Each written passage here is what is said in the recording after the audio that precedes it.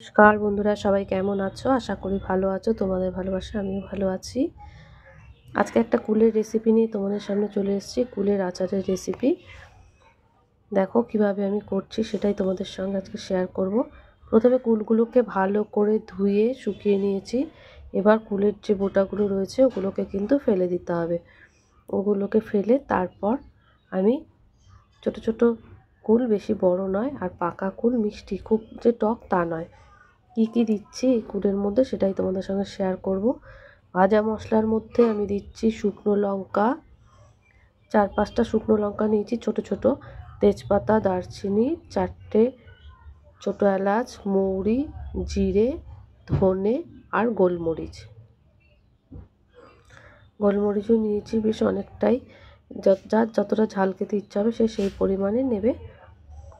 তেজপাতা, দারচিনি, এলাচ, মৌরি, জিরে, ধনে, এই ছিল মশলা। এবার আমি এগুলোকে শুকনো কড়ায় ভেজে নেব। কড়াই গরম হয়ে গেছে, এবার কড়াইয়ের মধ্যে আমি মশলাগুলো ঢেলে দেব। এবার এটাকে একটু লাল করে ভেজে নিতে হবে। দোকানের মতো খেতে গেলে দোকানের মতো করেই তৈরি করতে হবে, যাতে টেস্টটা ওই রকম আসে। সেই জন্যই এত কিছু মশলা দেয়া। একটু ঝাল, টক, মিষ্টি হবে। যদি কেউ শুধু মিষ্টি আচার খেতে চাও তাহলে এই লঙ্কাটা অল্প দিলেও হবে, আবার না দিলেও চলবে। শুকনো লঙ্কা, গোলমরিচটা তোমরা নাও দিতে পারো। দেখো একদম লাল লাল করে ভেজে নিয়েছি। যেহেতু তেজপাতা দিয়েছি সেই জন্য একটু বেশি করে ভাজতে হবে, নাহলে ভালো করে গুঁড়ো হবে না। যাই হোক, আমার ভাজা কমপ্লিট। এবার এটাকে আমি থালায় ঢেলে নেব। থালায় ঢেলে এবার আমি এটাকে ঠান্ডা করব। ঠান্ডা হয়ে গেলে তারপর আমি এটাকে মিক্সিতে গুঁড়ো করব। একটু ঠান্ডা হতে দিচ্ছি, তারপর আমি মিক্সিতে ঢেলে নিলাম। মিক্সিতে ঢেলে এবার এটাকে গুঁড়ো করছি। গুঁড়োটা না খুব যে একদম মিহি হবে তাও না, আবার একটু শক্ত থাকবে তাও না, একটু দানা দানা মতো থাকবে, তাহলে একটু ভালো লাগবে এই মশলাটা। একদম পাউডার পেস্ট আমি করিনি। যাই হোক, আবার এটা করা কমপ্লিট। এবার আমি কড়াইতে তেল দিয়ে দিয়েছি, সামান্য পরিমাণ তেল। এই তেলটার মধ্যেই কিন্তু আমি কুলটাকে ভেজে নেব। কুল দেওয়ার আগে তেলটা কিন্তু ভালো করে গরম করে নিতে হবে। তেলটা বেশ ভালো গরম হয়ে গেছে কড়াইতে। এবার এর মধ্যে আমি কুলগুলো দিয়ে দেবো। দেখো এই কুলের বোটাগুলো সমস্ত ছাড়িয়ে নিয়েছি আমি। এবার আমি কুলগুলো দিয়ে দেবো। এই কুলের বোটাগুলো মুখে পড়লে আচারে না ভালো লাগে না, সেই জন্য এগুলোকে ছাড়িয়ে দেয়া। এবার কড়াইয়ের মধ্যে আমি দিয়ে দিচ্ছি। একদম শুকনো, গরম রোদে শুকিয়ে নেওয়া হয়েছিল কুলগুলো, একদম শুকনো। এবার তেলের মধ্যে আমি ঢেলে দেব। দিয়ে 5 মিনিটের মতো তেলে নাড়াচাড়া করতে হবে। 5 মিনিটের মতো তেলের মধ্যে একটু নাড়তে থাকবো, যতক্ষণ না একটু সবকটা কুল একটু ভাজা ভাজা, ভাজা ঠিক নয়, একটু নাড়াচাড়া করে নিতে হবে, কেননা যাতে ভেতরে যেটুকু জল বা রয়েছে সেটা টেনে নেবে। তাতে কী হবে, আচারটা অনেক দিন পর্যন্ত তোমরা রাখতে পারবে।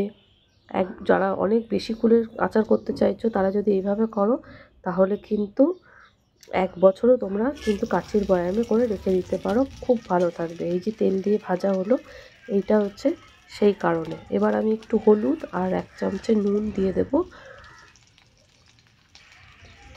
তেল, নুন আর হলুদ এই 3টে দিয়ে কিন্তু ভালো করে আগে মিশিয়ে নিতে হবে, তারপর জল দিতে হবে। এবার এগুলোকে ভালো করে ভেজে নিচ্ছি, ভাজা নয় একটু নেড়ে নিচ্ছি, বারবারই ভাজা বলছি আমি। যাই হোক, এভাবে নাড়তে থাকবো। তারপর আমি এবার জল দিয়ে দেবো। জলটা কিন্তু বেশি দেবে না, যার যেরকম কুল সে সেই পরিমাণের জল দেবে, যাতে কুলগুলো ভালোভাবে সেদ্ধ হয় আর ভেতর থেকে যে আটিটা রয়েছে, কুলের বীজটা রয়েছে, সেটা যেন বেরিয়ে আসে। সবকটা কুলকে ফাটিয়ে দিতে হবে, তা নাহলে কিন্তু দোকানের মতো যে আচারের টেস্ট সেটা কিন্তু পাবে না। সেই জন্য একটু জলটা বুঝেই দিতে হবে। এই দেখো কুলগুলো সমস্ত ডুবে যাচ্ছে, সেই পরিমাণে কিন্তু আমি জল দিয়ে দিয়েছি। এবার ভালো করে এটাকে সেদ্ধ হতে দেব। এটা একটু সেদ্ধ হয়ে যাক, তারপর আমি তোমাদেরকে দেখাচ্ছি কিভাবে এগুলোকে ফাটিয়ে দিতে হবে। এবার এটাকে ঢাকা চাপা দিয়ে 2 মিনিট রেখে দেব। তারপর ঢাকা খুলে তোমাদেরকে দেখাচ্ছি। দেখো কালারটা কিরকম চেঞ্জ হয়ে গেছে, এই যে এরকম ফেটে যাবে। আর যেগুলো ফাটেনি নরম হয়ে গেছে সেগুলোকে খুন্তির ডগা দিয়ে একটু একটু করে ফাটিয়ে দাও। তাহলে কী হবে, ফাটিয়ে দিলে ভেতরে মশলাটাও চলে যাবে আর এই যে ঝাল টক মিষ্টি সবটাই থাকবে। ফাটানো হয়ে গেছে আমার, এগুলো মোটামুটি সব কটা কুলকে আমি খুন্তির ডগা দিয়ে ফাটিয়ে দিয়েছি। এবার জলটা একটু টেনে যাবে, তারপর আরেকটু জলটা শুকানোর পর তারপর আমি মিষ্টিটা দেব। কেউ যদি গুড় দিয়ে করতে চাও গুড় দিয়েও করতে পারো, চিনি দিয়ে করতে চাইলে চিনি দিয়েও করতে পারো, যেটার চয়েস। কিন্তু আমি গুড়টা আর চিনি দুটোই দেবো। গুড়টা সামান্য দেবো একটু কালারের জন্য। কেন বলছি, তেঁতুলের কাজ যেটা হয়, তেঁতুলটাকে ভিজিয়ে রেখে সেই জলটা দিলে বলে না একদম দোকানের মতো মনে হয়, কালারটা একদম ওই রকম আসে। যেহেতু আমার কাছে তেঁতুলটা নেই সেই জন্য আমি এখানে কিন্তু চিনির সঙ্গে একটু গুড় দিয়েছি কালারটা আনার জন্য। এবার আমার কমপ্লিট। এবার এইটুকু গুড় আমি দিয়ে দিলাম, সামান্য গুড়, এটা একটু কালারটা আসবে বলে। আর যদি তেঁতুল থাকতো তাহলে কিন্তু আমি এই গুড়টা দিতাম না। যাই হোক, এবার 1 কাপ চিনি দিয়ে দিয়েছি। আমার গুড়ের মানে গুড় চিনি আর গুড়ের পরিমাণ অনুযায়ী আমি কিন্তু মিষ্টিটা দিয়েছি। তোমরা চাইলে বেশি মিষ্টি খেতে চাইলে বেশি চিনি দিতে পারো, তবে কুলের আচারে একটু ঝাল টক মিষ্টি না হলে ভালো লাগে না। যাই হোক, আমার মোটামুটি চিনিটা গলা অবধি নাড়তে হবে। যতক্ষণ চিনিটা না গলবে না নেড়ে যেতে হবে, নাহলে তলাটা ধরে যেতে পারে। এইবার কালারটা দেখো এইরকম এসছে। আর এটাকে অনেক দিন পর্যন্ত রাখার জন্য অনেকে একটু ভিনিগার দেয়, একটু তেঁতুলের গাছ বানিয়ে সেটাকে দেয়। আমি কিন্তু দুটোর কিছু নেই, এই জন্য আমি 1 চিলতে লেবু কেটেছি, সামান্য পরিমাণ লেবুর রস আমি তোমাদেরকে দিচ্ছি। এটা আমার টিপস, তোমরা কিন্তু দিতে পারো বা নাও দিতে পারো। তবে অনেক দিন পর্যন্ত ভালো যদি রাখতে চাও তোমাদের এই 3টে জিনিসের মধ্যে যে কোনো একটা দিলেই হবে। এই যে সামান্য লেবুর রস, এটা কিন্তু আমি দিয়ে দিচ্ছি। আমি পরপর জিনিসগুলো দিয়েছি। পুরো ভিডিওটা যদি তোমরা না দেখো তাহলে স্কিপ করলে কিন্তু জানতে পারবে না আচারটা এত ভালো হওয়ার কারণটা কি। ওই জন্য তোমাদেরকে বললাম প্রত্যেকটা ভিডিও স্কিপ না করে যদি পুরোটা দেখো তাহলে কিন্তু কিছু কিছু টিপস আছে যেগুলো তোমরা জানতে পারবে। এবার আমি গ্যাসের আঁচ নিভিয়ে দিয়েছি, যেহেতু লেবু দিয়েছি। এবার আমি কিন্তু একটু নাড়বো যাতে তলাটা ধরে না যায়, যেহেতু কড়াটা খুব গরম সেই জন্য একটু নাড়তে থাকবো। নাড়া কমপ্লিট হয়ে গেলে আমি নামিয়ে দেবো। দেখো বিচিগুলো কীরকম বেরিয়ে এসেছে কুলের থেকে। আর এই কুলের আচারটা একেবারেই দোকানের মতো হবে।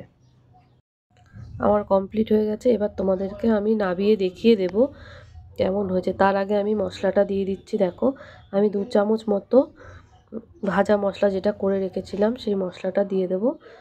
একটু ঝাল ঝাল করার জন্য 2 চামচ দিলাম। তোমরা যদি ঝাল কম খেতে চাও তাহলে কিন্তু মিষ্টিটা বেশি দেবে, মশলাটা কম দেবে, তাহলে একটু মিষ্টি মিষ্টি হবে। এবার কড়াইতে একটু নেড়ে চেড়ে এবার আমি নামিয়ে নেব। কড়ার আঁচ কিন্তু আমার নেভানো, কেননা যেহেতু লেবুটা দিয়েছি সেহেতু আমি নিভিয়ে দিয়েছি। এবার আমি নামিয়ে তোমাদেরকে দেখাবো। দেখো নামানোর পর কালারটা কত সুন্দর এসছে।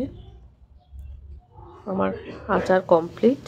এবার আমি বাটিতে ঢেলে তোমাদেরকে দেখিয়ে দিচ্ছি। দেখো, যদি ভিডিওটা ভালো লেগে থাকে তাহলে লাইক শেয়ার কমেন্ট করতে ভুলো না বন্ধুরা, পাশে থেকো। এতক্ষণ ভিডিওটা দেখার জন্য তোমাদের অসংখ্য অসংখ্য ভালোবাসা। যারা নতুন বন্ধু রয়েছে তাদেরকে অনুরোধ করলাম সাবস্ক্রাইব করে আমার পাশে থেকো। অনেক অনেক ভালোবাসা। ভিডিওটা আমি এখানেই শেষ করছি। ভালো থেকো, সুস্থ থেকো। অনেক অনেক ভালোবাসা রইল তোমাদের। যে যেখান থেকে দেখছো ভিডিওটা একটা লাইক একটা কমেন্ট অবশ্যই করো। একটা কমেন্ট করলে একটা লাইক করলে হয়তো উৎসাহটা বাড়ে এবং ভালো লাগে যে তোমরা আমার ভিডিওটা দেখছো, এবং ভালো খারাপ দুটোই লিখো। যেটাই তোমাদের মনে হবে যে হ্যাঁ আমার এই দিদিভাইয়ের ভিডিওটা এরকম লিখতে লাগছে সেটা অন্তত তোমরা জানিও, তাহলে হয়তো আমি একটু উৎসাহ পাবো আর একটু বেটার করতে। ভিডিওটা আমি তাহলে এখানেই শেষ করছি। সকলকে বলছি ভালো থেকো, সুস্থ থেকো। অনেক অনেক ভালোবাসা। টাটা।